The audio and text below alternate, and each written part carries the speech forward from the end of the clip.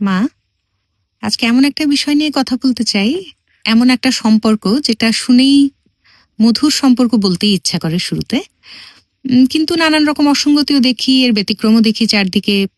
ভাই বোনের সম্পর্ক উম, ভীষণ মিষ্টি, ভীষণ মধুর, কিন্তু অনেক পরিবারে আবার এর ব্যত্যয় ঘটে। তোমার কি বলার আছে? দেখো, আমার কাছে ভাই বোনের সম্পর্কের মতো পবিত্র সুন্দর একটা এত মধুর একটা সম্পর্ক আর কিছু হতে পারে না। কিন্তু হ্যাঁ, যেটা বলেছো তুমি, যে আশেপাশে যেগুলা দেখি, আহ, সবচেয়ে বড় কথা হচ্ছে যে আমাদের যে মানসিকতা, ভাই বোনের সম্পর্কটা আস্তে আস্তে নষ্ট হয়ে যাচ্ছে যখন দেখা যায় যে আম, যখন বিয়ে হয়, পরিবার বর্ধিত হয়, তখন সম্পর্কগুলো আরো বেশি জটিল হয়। আর আগেও এই জিনিস ছিল, কিন্তু আগে অন্ততপক্ষে এখন যেমন একেবারে অতিমাত্রায় ভাই বোনের সম্পর্কটা নষ্ট হয়ে যাচ্ছে, সেটা কিন্তু আগে এতটা ছিল না, এত প্রকট ছিল না। সবচেয়ে বড় কথা আমার এখনকার ইয়েতে যেটা খারাপ লাগে যে দেখা যায় যে মানুষ হজ করছে, নামাজ পড়ছে, কপালে দাগ ফেলে দিচ্ছে, অথচ ভাই বোনের সম্পর্কের যে হক সেটা আদায় করছে না। এটা যে কি পরিমাণ গুনার কাজ যদি আমাদের ধর্মের দৃষ্টি থেকে দেখতে হয়, তাহলে এটা বলার কথা না। তারা কোনোদিন বলা হয় যে জান্নাতের খুশবুটাও পাবে না। আমি জানি না এটা কত সত্যিকারের হাদিস, কিন্তু এটুকু জানি যে ইটস আ গ্রেভ সিন আল্লাহর দৃষ্টিতে, যে যখন ভাই বোনের সম্পর্কটা মানুষ ঠিক করে তাদের হক আদায় করে না। তো এটা তো এখনকার একটা খুব কমন ব্যাপার। আরেকটা যেটা হচ্ছে যে আহ ভাই বোনের ব্যাপারে এখন সবচেয়ে বেশি দ্বন্দ্ব হচ্ছে যে সম্পত্তি ভাগ নিয়ে। কে কিভাবে, ভাইরা কিভাবে বোনের সম্পত্তি মারবে, বা উম ধরো ভাই চলে গেল আগে, বোন কিভাবে ভাইয়ের সম্পত্তিটা তার বউ বাচ্চাদেরকে না দিয়ে নিজে দখল করবে। সবকিছুই হচ্ছে অনৈতিক যা কিছু আছে সবই হচ্ছে এইসব ব্যাপারে। এবং এটা এটা যে একটা অন্যায় হচ্ছে বা একটা চরম পাপ কাজ হচ্ছে, এই জিনিসটা ধর্তব্যই ধরে না। এদিকে তারা কিন্তু আবার দেখায় তারা খুব ভালো মুসলমান হওয়ার চেষ্টা করে। তারা একদম কপালে দাগ ফেলে দিচ্ছে, তাকনুর উপর পায়জামা পড়ছে, সুন্নার যা যা ইয়ে সবকিছু করে, কিন্তু সব উলট উল্টো উল্টো কাজগুলা করছে। যাই হোক, এটা তো ধর্মের ব্যাপার গেল। কিন্তু এত সুন্দর একটা মধুর সম্পর্ক, এত ব্লেসড একটা রিলেশনশিপ, এটাকে যখন মানুষ নোংরা করে ফেলে, তখন খুব কষ্ট হয়। আমরাও দেখো ভাই বোন, আমাদের শুধু আমাদের জয়েন্ট ফ্যামিলি ছিল বলে আমরা কিন্তু আহ, আমি আর শামস, ওদিকে আমার 2 চাচাতো বোন, 2 চাচাতো ভাই, আমরা কিন্তু ছোটবেলা থেকে আমরা 6 ভাই বোন হিসাব করতাম সবসময়। আমরা এতটাই ক্লোজ নিট, এবং এখনো আল্লাহর হুকুম শামস চলে গেছে, বাকি 5 জন আমরা এখন ঠিক আগের মতোই আছি। মানে আপদে বিপদে একজন একজনের পাশে দাঁড়ানো, ছায়া হয়ে থাকা, এটা একটা অন্যরকম ব্লেসিংস। কেন মানুষ এগুলো ভুলে যায়, বা এই ছোটবেলা থেকে বড় হওয়ার যে একসাথে পিটোপিটি, মারপিট করে, চুলোচুলিকে, শামসের সাথে আমার মনে আছে বিছানার ভাগ নিয়ে কি ঝগড়া হতো। বালিশটা আমরা ইয়ে করতাম যে আমি বেশি জায়গা নিয়ে নিচ্ছি, শামস বলতো, আর শামস বেশি, কতদিন হয়েছে যে আমি শামসের চুল ধরে আছি, শামস চুল ধরে আছে, আমার আম্মা এসে ঝগড়া থামাতো। তো সেটা ছোটবেলাকে। তারপরে যে আমার মনে আছে যে আমার যেদিন বিয়ের কথা ফাইনাল হয়ে গেল, তারপর থেকে শামসের পুরা ইয়ে চেঞ্জ হয়ে গেল। সবসময় শামসের একটা অভ্যাস ছিল, যেখান থেকে ও তো ভীষণ ঘুরে বেড়াতো, বনে বাদারে দৌড়ে বেড়ানো ছেলে। একটা পেয়ারা পেড়ে আনলে, একটা জামরুল পেড়ে আনলে, গাছে তো আমাদের সবকিছুই হতো, এনে আম্মাকে দিয়ে বলতো, আম্মা তুমি আমার সামনে খাও, খবরদার আপুমনিকে দিতে পারবে না। কিন্তু যেদিন আমার এঙ্গেজমেন্ট হলো, তারপর থেকে যা কিছু সে নিয়ে আসতো, এসেই আম্মাকে বলতো যে মা এটা, আম্মা এটা আপুনির জন্য, আপুনিকে খাওয়াবে। তো এই যে একটা অকৃত্রিম ভালোবাসা, এই ভালোবাসাগুলা মানুষ সময়ের সাথে, বয়সের সাথে কিভাবে ভুলে যায়।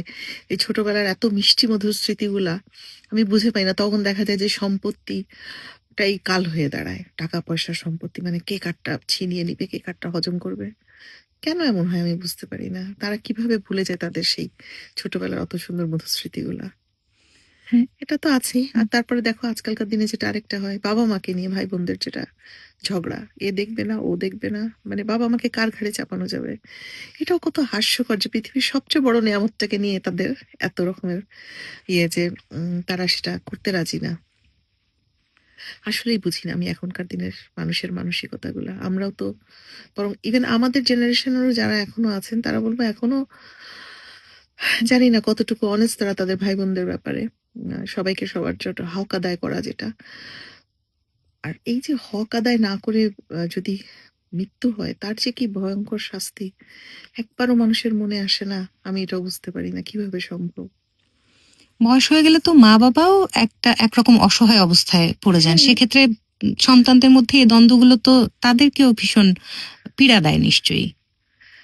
বাবা-মার যে কত বড় কষ্ট। এই যে দেখো যখন আম্মা অসুস্থ হলো, আ ক্যান্সার যখন 2nd টাইম আম্মার কাছে ফেরত আসলো আবার, তখন আমি শামসকে খালি বললাম যে, "ভাইয়া আমার পক্ষে না রোজ, রোজ যে আম্মাকে দেখাশোনা করা সম্ভব না। আমি বরং বাপি আম্মাকে আমার কাছে নিয়ে আসি।" তো ওর খুব মানে মনোকষ্ট ছিল যে বাপি আম্মাকে আমি নিয়ে আসবো। মানে সে দিতে চাচ্ছিল না।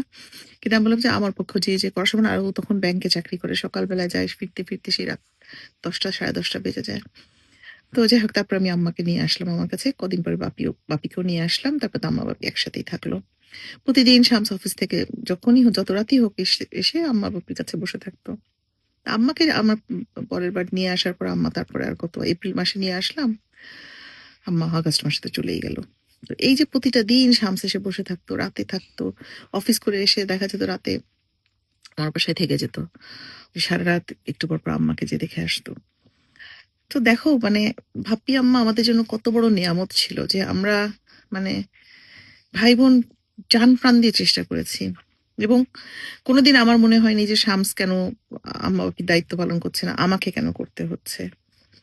এখন তো দেখি যে আমি এতদিন করেছি তুমি কেন তোমার এখন তোমার মানে আরেকজন বলে যে এক ভাই এক ভাই বোনকে বলে যে এখন তোমার দায়িত্ব তুমি করো। আরে কত বড় ব্লেসিংস তোমার হাতে আছে সেইটা বাদ দিয়ে এরা চিন্তা করে যে বাবা-মা থাকলে দায়িত্ব পালন করতে হবে, হয়তো হলিডেতে যেতে পারবে না। বাচ্চাদের পড়ার অসুবিধা হচ্ছে। কত রকম উল্টো চিন্তা করে। তারা এটা ভুলে যায় যে এই বাবা-মাই তো তাদেরকে হাত ধরে হাঁটা শিখিয়েছে। সমস্ত কিছু শিখিয়েছে। জানি না। আসলে সত্যি আমি এসব সমীকরণ মিলাতে পারি না এখন আর। আবার ভাই বোনদের সন্তানদের মধ্যেও তো অনেক রকমের প্রতিযোগিতা তৈরি হয়ে যায় একটা সময়, অনেকের ক্ষেত্রে, যে কার সন্তান ভালো জায়গায় পড়ছে, কার সন্তান কত উন্নতি করছে, কার ভালো বিয়ে হচ্ছে, কার কোথায় সম্পর্ক হলো। এটাও আমার কাছে ভীষণ অবান্তর লাগে যে ভাই বোনের সন্তানদেরকে কিন্তু বলে না যে মা মানে খালা মানে মাই। তো সেখানে সেখানে নিজের সন্তানের মতনই তো আদর স্নেহটা ভাগাভাগি আমি করার তো কথা। আম্মাকে শেষ পর্যন্ত বলতাম যে, "আম্মা তোমার ভাইয়ের বাচ্চাগুলাকে মনে হয় তুমি আমাদের চেয়ে বেশি ভালোবাসো।" মানে মানে বিইং আ ফুপু আম্মার কাছে আমার ভাইয়ের বাচ্চারা কলিজা ছিল। আর যেহেতু মানে আমার খালা একটাই খালা, তিনি আমেরিকায় থাকেন। খুব কম সময় দেশে এসেছেন, খুব অল্প সময় থেকেছেন বা এসে বেরিয়ে চলে গেছেন। তো সেটুকু সময় আম্মা একদম জান-প্রাণ দিয়ে বাচ্চাগুলোর জন্য মানে এত আদর করে আম্মা ওদেরকে। তো আমি তো মনে করি আসলে ভাইয়ের বাচ্চারা হচ্ছে মানে আমার যেমন শামসের বাচ্চারা, আমি যেহেতু ইমোশনাল না সবসময় তোমরা শোনো যে আমি অসম্ভব প্র্যাকটিক্যাল। আমি আ আমার সাধ্যে যতটুকু কুলায় আমি সবকিছু করার চেষ্টা করি। হয়তো আমি ওইভাবে দেখানো মানে আ মানে যেয়ে ধরো জড়িয়ে ধরা বা মানে সবকিছু যেগুলো মানে ইমোশনাল হয়ে যেসব মানুষ যেগুলো করে আমার হয়তো সেগুলো করা হয়ে ওঠে না। কিন্তু আমি দায়িত্বের ব্যাপারে তো কখনো পিছপা হই নাই সব বাচ্চাদের ব্যাপারে এবং আমার সবকটা ভাই-বোনের বাচ্চার ব্যাপারেই। মানে they are just like my own kid মানে আমি কখনো তফাৎ করতে পারি না এইসব বাচ্চাদেরকে। ইভেন শাহরুর ফ্রেন্ড গুলা পর্যন্ত জানে যে ওদেরকে আমি কি পরিমাণ আদর করি। মানে যেগুলো ছোট থেকে বড় হয়েছে, আমি যাদেরকে দেখেছি ছোট থেকে বড় হওয়া বাচ্চাগুলা মানে আমার কাজিনদের বাচ্চা, নিজের ভাই-বোনের বাচ্চা বা আমি সব সাংঘাতিকভাবে আদর করি তাদেরকে। আমি তো কল্পনাই করতে পারি না যে ওদের মধ্যে আমি ইয়ে করব যে আচ্ছা ওর কেন ভালো হলো, এর কেন হলো না। নো আমি চাই সবার ভালো হোক। সবকটা বাচ্চা ভালো থাকুক। শুরুতে যে প্রসঙ্গটা এলো যে নতুন সদস্যদের আগমন যখন ঘটে পরিবারে, তখনই মূলত জটিলতাগুলো তৈরি হয় অনেক ক্ষেত্রে। উম, ছেলে যখন বিয়ে করে ছেলের বউ, মেয়ে যখন বিয়ে করে মেয়ের বর, শ্বশুরবাড়ি শুধু বর না শ্বশুরবাড়িটা তো শ্বশুর বাড়ি। তো একটা ফ্যাক্টর হয়ে যায়। কি করা উচিত মানে তাদেরকেও যেন খুব অসন্তুষ্টির মধ্যে রাখা না হয়, আবার যেন নৈতিকভাবে সমস্ত কিছু ঠিক থাকে, কোনো অনৈতিকতা না হয়ে যায়। কি কি দেখো সমাধান হাসব্যান্ড এটার? ওয়াইফ যদি নিজেরা ঠিক থাকে তাহলে একটা জিনিস পরিষ্কার যে আমার বাবা-মার দায়িত্ব কিন্তু আমার। যদি ওইভাবে চিন্তা করো, আমি মেয়ে বলে যে আমার বাবা-মার প্রতি আমার কোনো দায়িত্ব নাই, ইটস ভেরি রং। কারণ আমার বাবা-মা আমার বাবা-মা। এখানে কোনো ভুল নাই। আমি আমার শ্বশুর-শাশুড়ির জন্য অবশ্যই করব। কিন্তু এটা কিন্তু আমার হাসব্যান্ড ফোর্স করতে পারবে না। আমি যদি ভালোবেসে আমার আ যদি আমি মন থেকে ভালোবেসে তাদের জন্য করি সেটা অবশ্যই আমি করব, অবশ্যই করব সেটা। কিন্তু এক্ষেত্রে কিন্তু ফোর্স করতে পারে না। কিন্তু আমাদের সমাজে উল্টো। যে দেখা যায় যে বাবা-মা অসুস্থ হয়ে পড়ে আছে। হয়তো তাদের একটাই মেয়ে। কিন্তু মেয়ের ক্ষমতা নাই যে বাবা-মার জন্য দেখাশোনা করবে। কারণ তাকে শ্বশুর-শাশুড়ির সাথে থাকতে হবে। শ্বশুর-শাশুড়ি তার কিন্তু দায়িত্ব না। ওটা তার স্বামীর দায়িত্ব। সে ভালোবেসে করবে, যতটুকু করবে করবে, কিন্তু সে যদি নাও করে আহ, সমাজের চোখে বা আল্লাহর চোখে কারো চোখে কিন্তু তাকে দায়ী করা যাবে না। কারণ আমার প্রত্যেকের যার যার বাবা মার দায়িত্ব তার, এখানে কোনো এখানে কোনো ইয়ে নাই। কিন্তু দেখা যায় যে আমাদের সমাজে মেয়ে হলে তাকে মুখ বুঝে সহ্য করতে হয়, সে হয়তো সেটা করতেই পারে না। আবার কিছু অস্বাভাবিকতাও দেখা যায় অনেক সময়। দেখা গেল ভাই বিয়ে করেছে, বোনের সঙ্গে খুব আন্তরিক ছিল, ভাই সবসময় খুব আদরের বোন, কিন্তু বিয়ের পরেও বোনটি কিন্তু নতুন ভাবিকে মানতে পারছে না, তখনও কিন্তু সে গিয়ে নাক গলাচ্ছে ব্যক্তিগত ব্যাপারগুলোতে, কিংবা হানিমুনে চলে যেতে চাচ্ছে। এরকম ঘটনা তো হয় অনেক সময়। হানিমুনে শুধু বোন না, বাবা মা শুদ্ধ, বিশেষ করে দেখা যায় যে অনেক ক্ষেত্রে বাবা বেঁচে নাই, মা একা আছেন, তিনি তেনার ছেলেকে বউয়ের সাথে যেতে দিবেন না, তিনিও সাথে চলে যাবেন। আসলে এটা কিন্তু অন্য প্রসঙ্গ হয়ে হুম। যাচ্ছে। আহ যাই হোক, আহ বোনরাও আছে যে ধরো ভাই এক তার বউয়ের জন্য একটা কিছু কিনে নিয়ে আসলো, হয়তো তার জন্মদিন, বউটার জন্মদিন, তাকে একটা কিছু দিবে, হয়তো কিনে এনেছে একটা শাড়ি, বোন হয়তো দেখে বলল, ভাইয়া এটা আমার খুব পছন্দ হয়েছে, এটা আমি নিয়ে নিলাম।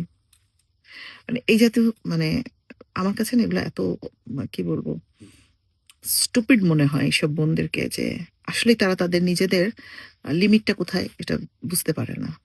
তাদেরকেও বুঝতে হবে যে ভাইয়ের যখন বিয়ে হয়েছে তাদের একটা আলাদা জগৎ হয়ে গেছে। ভাইয়ের চোখে বোনের জন্য ভালোবাসা সবসময় থাকবে, কিন্তু বোন যদি মনে করে যে আহ, ভাইয়ের ভালোবাসাটা ভাগ হয়ে তার বউয়ের কাছে কেন যাচ্ছে, সো রং। তাহলে বিয়ে দিয়েছো কেন বাবা ভাইয়ের? আমি তো বলি যে এইসব যারা নিজের যেসব বোন, ধরো বড় বোন অনেকগুলা, তাদের ছোট ভাই বা মায়ের একটাই ছেলে বা ছোট ছেলে, যাদের প্রতি আর কি একটু বেশি রকমের ইয়ে থাকে, তাদের দেখা যায় যে বিয়ের পরও তারা তাদের ভাইকে বা ছেলেকে ভাগ দিতে চায় না। আমার মনে হয় এইসব বাবা মা বা ভাই বা সরি বোনদের উচিত তাদের ভাইকে আর ছেলেকে সর্ষের তেল মাখিয়ে ছাদে আচার দেওয়া, রাতের দিন বিয়ে দেওয়া। কারণ বিয়ে দেওয়ার পরে এটা করা যায় না, আরেকটা মেয়ের জীবন নষ্ট করার কোনো অধিকার কারো নাই। কারণ তার ভাগের যতটুকু তার স্বামী, সেখানে তো হাত দেওয়ার কারো অধিকার নেই, আমি এটা মনে করি। প্রত্যেকের অধিকারের সীমাটা জানাটা মনে হয় জরুরি। অবশ্যই। যেমন আমার ভাই যখন বিয়ে করেনি, তখন সে যখন বাড়ি ফিরতো প্রতি ছুটিতে আমার জন্য উপহার নিয়ে আসতো, কিন্তু যখন বিয়ে করেছে তখন কিন্তু আর আমি আশাই করি না, কারণ সে একটা উপহার তার স্ত্রী সন্তানদের জন্য নেবে। অবশ্যই। আমাকে দিলে ভালো, না দিলেও সেটা আমার মন খারাপ করার কিছু নেই, কারণ এটাই জীবন। আমিও তো আবার আরেকটা পরিবারে এসেছি, সেখান থেকেও তো আমি উপহার পাচ্ছি, সুতরাং সেটাই। সে মেয়েটারও তো অধিকার আছে অবশ্যই তার অধিকার স্বামীর আছে। থেকে, তার স্বামীর পরিবার থেকে পাবার। আহ, অধিকারের সীমা ভুলে যাই বলেই হয়তো বা পরিবারের ভিতর বা একেবারে নিকট আত্মীয়দের মধ্যে আমাদের এই জটিলতাগুলো তৈরি হয়। আমরা না লেট গো বলে যে একটা জিনিস আছে, এটা আমরা পারি না। আমরা সব আঁকড়ে ধরে রাখতে চাই। জীবন আঁকড়ে ধরার জিনিস না, ছেড়ে দিতে হয়। যে ফেরত আসা সে এমনি আসবে, আর যে চলে যাওয়া সে চলে যাবে, এবং সেটা ভালোর জন্যই যায়। কিন্তু আমরা হচ্ছে কি সবকিছু ধরে রাখতে হবে, সবকিছু আমার, সবকিছু আমি সবকিছু আমি সব পাবো, আমারই সবকিছু অধিকার, আমার একমাত্র ভাই, আমি কেন ভাগ দিব? বিয়ে হয়েছে তো ভালো কথা, পুরো আমার কাছেই থাকে। No, this is not correct. বা একটা ছেলে তার বাবা মার দায়িত্ব যেমন, তার বোনের প্রতিও তার দায়িত্ব আছে, কিন্তু তার চেয়েও বেশি দায়িত্ব তার বউ আর সন্তানের প্রতি। কারণ এই বউটা তো তার তার ভরসায় এই বাসায় এসেছে। সো তাকে তো কি বলবো, তার প্রতি নেগলেক্ট করা বা তাকে হেয় করার তো কোনো স্কোপই নাই। এবং এটার জন্য তো এটা সোজা কথা শাস্তিযোগ্য অপরাধ আমার দৃষ্টিতে। আজকে যদি আমি দেখি সায়র তোমাকে নেগলেক্ট করছে বা আহ, টুনিকে নেগলেক্ট করছে, তা আমি তো আমি জানি না আমি কি করবো, ওকে ছিঁড়ে ফেলবো। আমার যেরকম রাগ এইসব ব্যাপারে। উম, ভাই বোনের সম্পর্কের দ্বন্দ্বগুলো কি কোন শ্রেণীতে হয় বেশি সমাজে? নিম্নবিত্ত পরিবারগুলোতে হয়, নাকি একেবারে সবখানে আছে? সবখানে এটার কোনো যে সমাজ। যত বিত্তশালী হ্যাঁ, তার জটিলতা এটা মনে হয় আসলে বরং বেশি আরো। বেশি। হ্যাঁ, বেশি সম্পত্তি, বেশি টাকা, বেশি ঝামেলাও বেশি। যাদের কিছুই, আমি বলবো যাদের কিছুই নাই, তারা কিন্তু একদিক দিয়ে ভালো আছে, তাদের এইসব ঝামেলা নাই। কিন্তু দেখা যায় কি, যদি কিছুই না থাকে তখন হয়ে যায় কি, জীবনটা তো চলা কঠিন হয়ে যায়। তখন যেটা হয় যে কেউ কারো মানে পাশে দাঁড়াবার মতো অবস্থা থাকে না। আমার যেমন একটা খুব পুরনো আমাদের ছোটবেলায় ছিলেন হাকিম মামা বলতাম আমরা। উনি আমাদের বাসায় আম, প্রথমে লেবার হিসেবে বিল্ডিং তৈরির সময় বোধহয় এসেছিলেন, তারপরে সামহাও উনি রয়ে যান। তো ওনার ছেলে মেয়েরা এখন এখনো আমার সাথে যোগাযোগ আছে ওদের। তো ওই ভাই বোনকে দেখি আহ, একজন একজনের জন্য একেবারে জানটা দিয়ে দেয়। আহ, এত গরিব, এত তাদের অভাব, কিন্তু তারপর ভাইটা এসে বোনের জন্য সাহায্য চাবে বা কিছু বলবে যে আপনি আমার বোনের মেয়ের বিয়ে একটু ব্যবস্থা করেন কিছু, অথচ তার নিজেরও কিন্তু বাচ্চা আছে, মানে এখনো বিয়ের যোগ্য হয়নি কিন্তু তারা পড়াশোনা করে।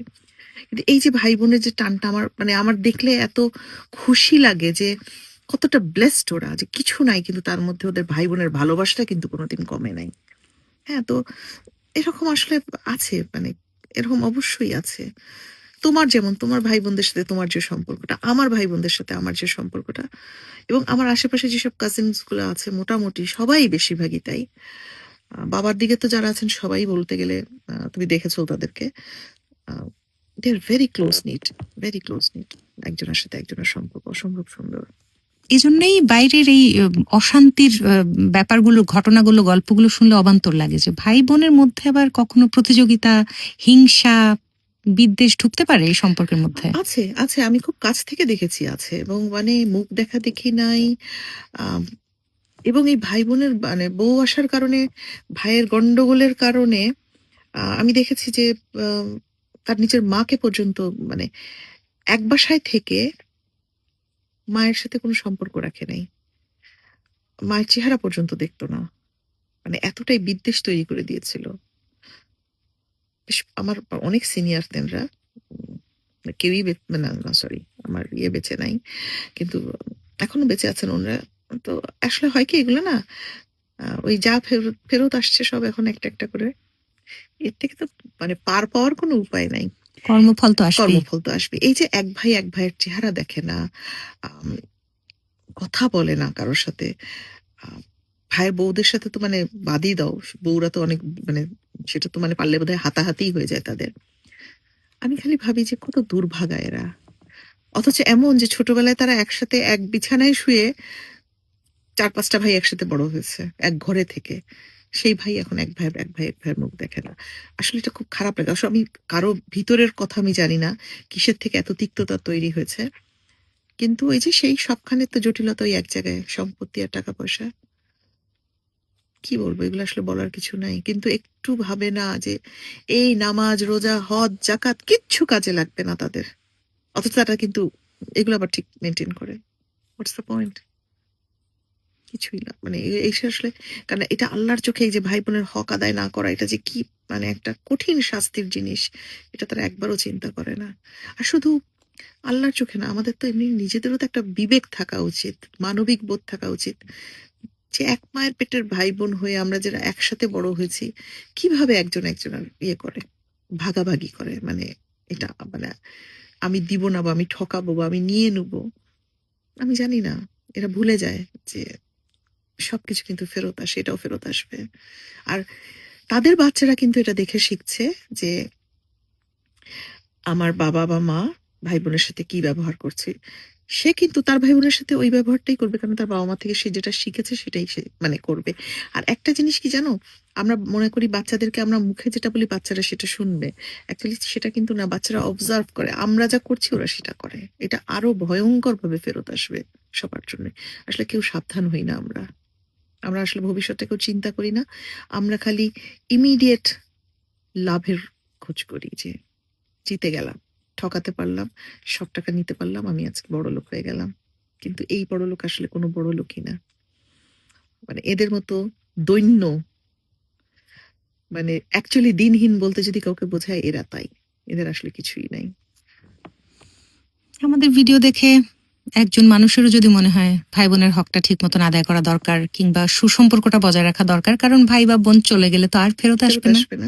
সেই শৈশবও যেমন আর আসে না, তেমনি সম্পর্ক আর মানুষ চলে গেলে আর আমি যেমন ফিরিয়ে আনার কোনো আরেকটা উপায় কথা নেই। বলি, এখন আমার হঠাৎ একটা ওই ভাই-বোনের সম্পর্কে মনে হলো যে ভাই বেঁচে থাকতে বোন তার সাথে কথা বলত না। ছোট ভাই। তারপরে ভাইটা হঠাৎ করে হার্ট অ্যাটাকে মারা গেল। আমি দেখেছি বোনটা সেই উম ইয়েতে কি বলবো? লাশের পা ধরে কি আকুতি আর কান্না। তো এইটাই যদি বাবা তুমি বেঁচে থাকতে করতে কি ক্ষতি হতো? এত ইগো যে কোনো একটা কথার কারণে সে আর ভাইয়ের সাথে চেহারাই দেখে নাই। কোনদিন কথা বলেনি আর। যখন ভাইটা চলে গেল তখন তার যে অবস্থাটা সেটা তো আমি নিজের চোখে দেখেছি। সো আমার অনুরোধ থাকবে, যদি ভাই-বোনের সাথে কারো অশান্তি থাকে, কথাবার্তা বন্ধ থাকে, দয়া করে এই কাজটা করবেন না। এটা এটা জঘন্য পাপ। ৩ দিনের বেশি যদি ভাই-বোনের সাথে কথাবার্তা না বলা হয়, হ্যাঁ, দূরে থাকে কথা হয় না সেটা আলাদা। কিন্তু ঝগড়া ফ্যাসাদ করে যদি কথা না বলা হয়, এটার শাস্তি কিন্তু ভয়ংকর। অন্ততপক্ষে যারা ইসলাম ধর্মে বিশ্বাসী, যারা মনে করেন যে নামাজ পড়ে কপাল কালো করে ফেলছেন, তাদের এই নামাজ কোনো কাজে লাগবে না যদি না আপনারা এইগুলো ব্যাপারে সচেতন হন। মানুষের হক আদায় যদি না করেন নিজের লোকদের। এটা ভয়ংকর শাস্তি। সো আমার অনুরোধ, সবাই একটু সচেতন হন। খুব সাময়িক লাভের জন্য, লোভের জন্য নিজের সর্বনাশ করেন না। আখেরটাকে নষ্ট করেন না কেউ। Thank you. ভালো থেকো মা।